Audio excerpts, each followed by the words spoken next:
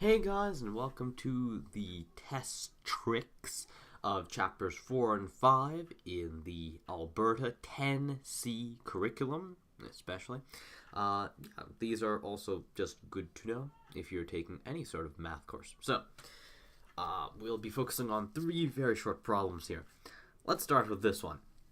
And we already know what a fractional exponent is, right? So, here we have 4 over 2, or x to the power of 4 over 2. Now, we could clearly reduce that into just a 2, but for the point of this problem, let's go with, we're actually going to use it as 4 over 2.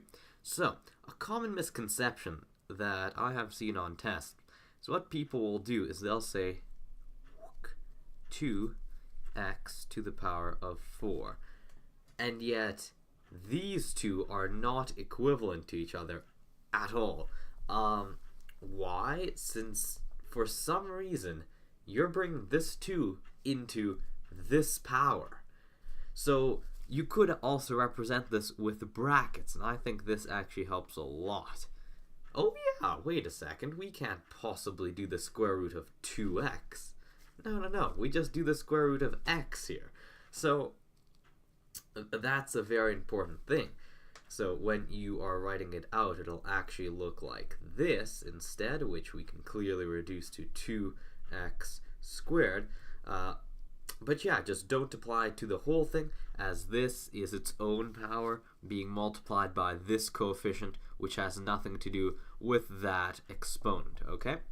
Now, let's move over to the second tricky part of tests.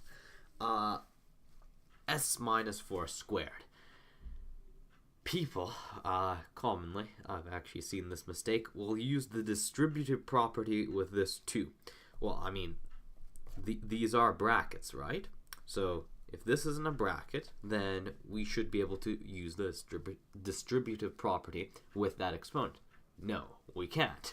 That only works if we had a coefficient of 4 over here, then we could distribute it, yes. Not with an exponent. With an exponent, instead of what I've seen a lot, like that is not equivalent to that. They are not the same thing.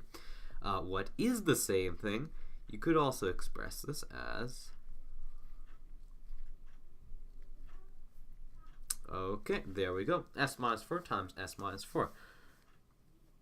And to prove my point here, the actual result of this is going to be a lot different than you would have gotten otherwise. There you go, s squared minus 8s plus 16 instead of s squared minus 4 squared. Okay, completely different things as this pops up. Okay, and now the last thing, and this one is for the difference in squares. So I have seen this come up on a test before, and yeah, so is this a difference in squares? No, it isn't a difference in squares. Well, yes, this coefficient is a perfect square. This constant is a perfect square. Yet everyone seems to forget that this is not a perfect square necessarily. It might be, but we cannot take that for granted. So this is not a difference in squares, okay? What is a difference in squares is this.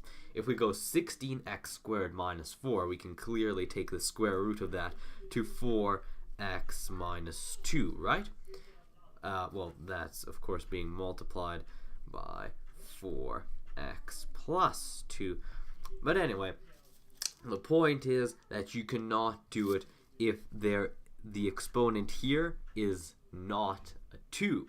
If it's a 3, that's still not possible for a difference in squares, as this is now a perfect cube, not necessarily a perfect square.